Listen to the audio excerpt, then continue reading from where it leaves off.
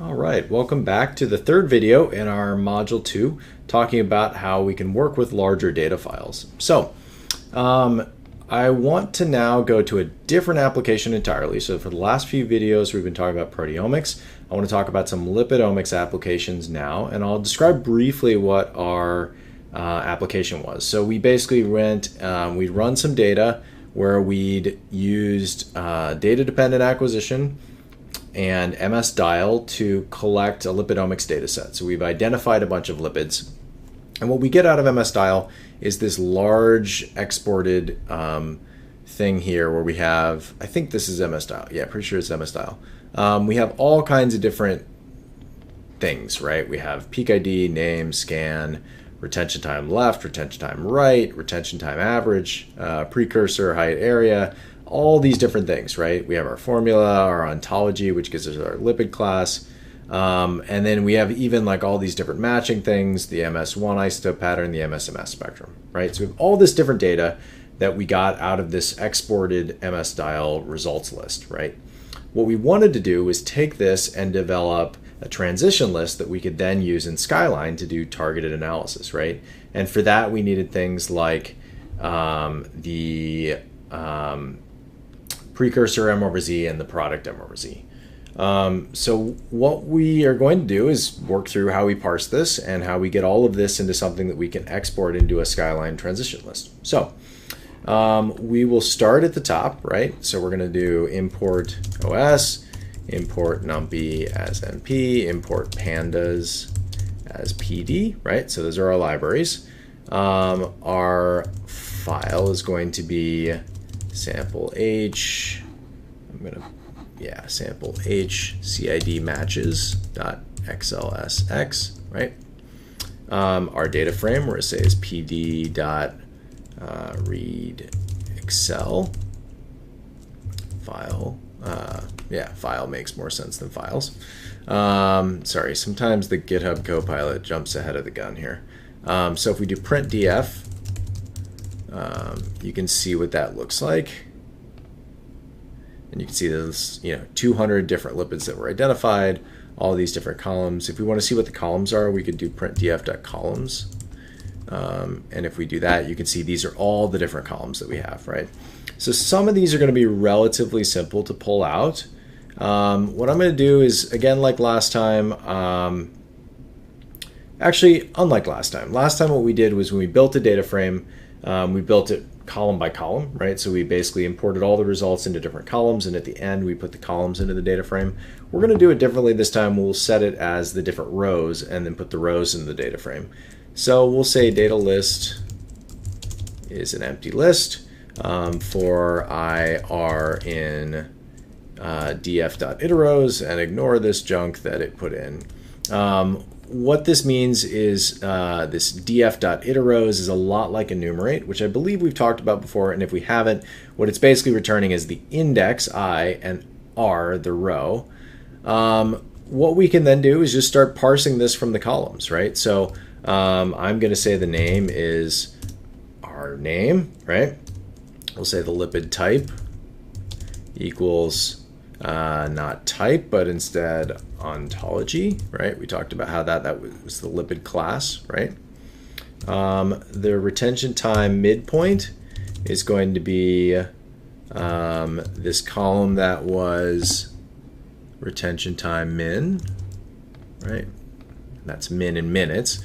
Now we need to, for Skyline, we need to get the width. So we need the explicit retention time, we need the explicit retention time window. So for that, we're going to say RT start, that's the starting one, is going to be this left, right? We'll say the end is going to be the right, right? RT end equals, and for some reason there's a weird issue where it's there's a space on one and not the other, so that's where you have to kind of look down here at the column printouts to make sure it matches, otherwise it's not going to work. And so we'll say RT width equals RT end minus RT start, right? So we've now got the name, we've got the the lipid type, we've got the midpoint of the retention time and then the width, right? The other things we need to get are the MZ of the precursor and the MZ of the product. So fortunately, the precursor is pretty easy. You can see, we'll just say precursor MZ equals, precursor MZ. Not too hard. That's coming from this one, right? However, this is where it gets a little tricky. So the product ion that we want to pick for the transition list, not so straightforward. So this is where we need to parse that MSMS spectrum. So we'll go ahead and say MS2 spec equals this MS2 spectrum. And again, the Copilot is going a little bit nuts here. Maybe I'll go ahead and flip that off. Disable completions. Okay, let's go ahead and then loop through there. So we're going to go ahead, if we do print MS2 spec, and I'm just going to exit so you don't have to see a ton of them. Oops. That is not finding it. So we're going to take that off and just print the columns again. Oh, it's lowercase, not uppercase. This is where one of the challenges with Pandas is you got to make sure you get everything perfectly right. There we go. So this is the way that the data is stored in the Excel file, and you can see it's a little bit painful, but we learned last time how to do string splitting and those sort of things, and that's where this is going to really come into handy. So what we're going to do is we'll create MS2 data, just an empty list, and we'll say for, what do we want to call it? We'll call it MZI, MZ intensity pair, in MS2 spec, MS spec. Yep, there we go. But then we're going to say split, and we're going to split it based on the space, right? So if we do that, we'll print MZI, right? You can see what it's going to do is it's going to print all of these pairs, right? So now what we need to do is say MZ comma I equals MZI dot split and split it by the colon, right? So now we should have MZ and I, right? There we go. Of course, these are still strings. So what we now need to do is say ms2 data dot append, and we're going to add in float MZ comma float I, right? So basically what that's doing now is creating this list, and we'll make it, go ahead and say ms2 data is numpy array of ms2 data, print ms2 data, right? So again, what we're doing here is parsing this string that's in the Excel file, which has the spaces and the colons, and we're getting out of it now something that's an actual numpy array that we can then do computations with. So one of the things we're going to want to do is now find, like, you know, we could go through and print these all as different rows, right? And there may be reasons for doing that, for doing like parallel reaction monitoring. We're just going to do like single reaction monitoring here. So what we want to do is get the product M over Z as just the highest point in there.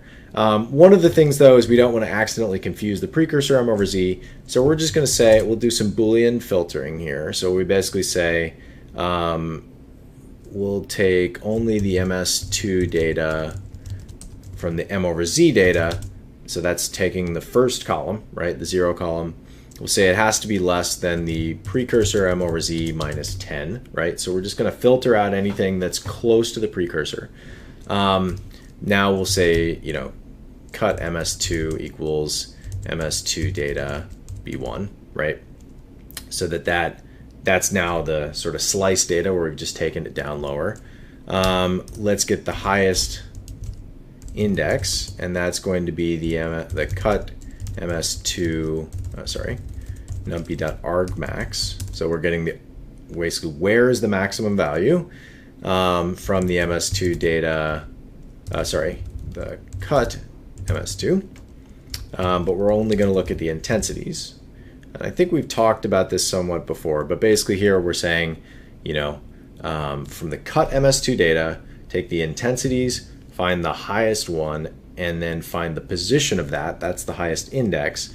And then the product M over Z is going to be cut MS2 highest index, but then take the M over Z value, right? This is now giving us the product M over Z. Now we have everything we need to start assembling our transition list. Let's go ahead and print some of these out. Well, let's assemble it first, and then we'll go ahead and print it out. So we're going to say the row equals, and we're going to create a dictionary. Again, dictionary has a string that's a key, and then has the value after the colon. So we're going to say molecule name colon name. All right, so that's the name value that we pulled in here. And these row keys are going to eventually end up being the column names when we put it in the data frame, and that's going to be what gets read in by Skyline or something else. So I pulled these actually from what Skyline is looking for, just by looking at transition lists from there. But of course you could call these whatever, for however you want to do it. So molecule list name, that's the sort of like class. That's L type. Sorry. Explicit retention time. Sorry. Not good at typing today. It's going to be RT mid. Oop. Yeah, I'm not good at typing.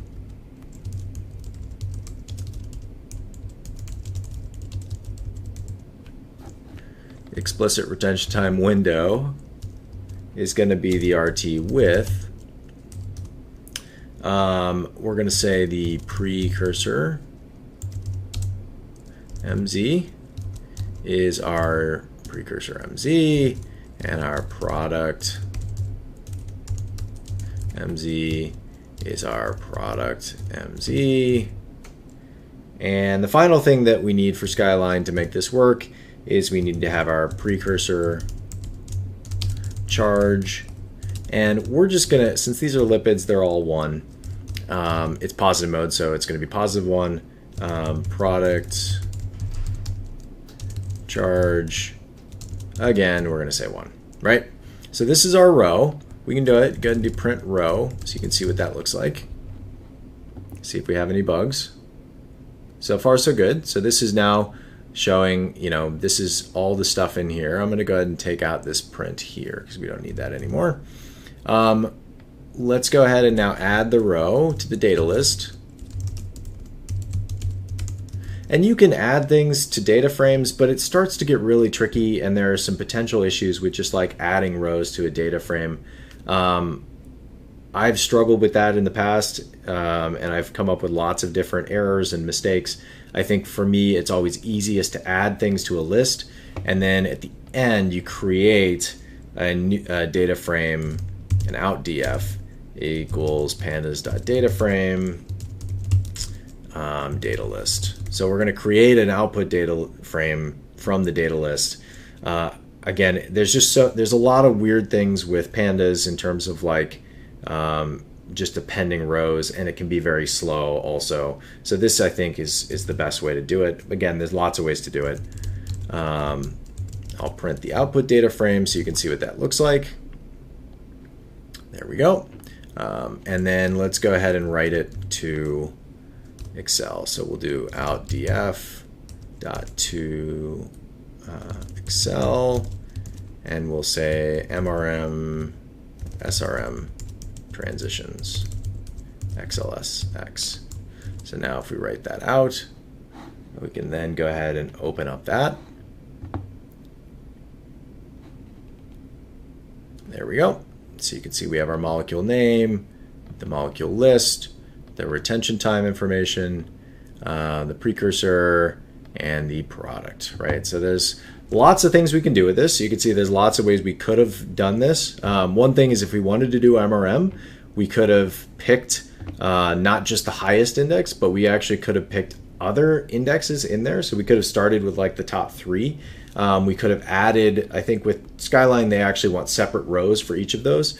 So we could have added different rows with different product M over Zs. Lots of different things you could do this now that you have all these tools in Python. We, of course, could pull in charge information from this original file if we had that in the columns. Yeah, again, lots of different ways you can do this. This is just one example showing sort of how the process works. But Pandas in this way is a very powerful library. And you can see, you could do this all in Excel, right? You could sit here and you could pull all this out, but it's so much quicker to do this in Python once you know how this works.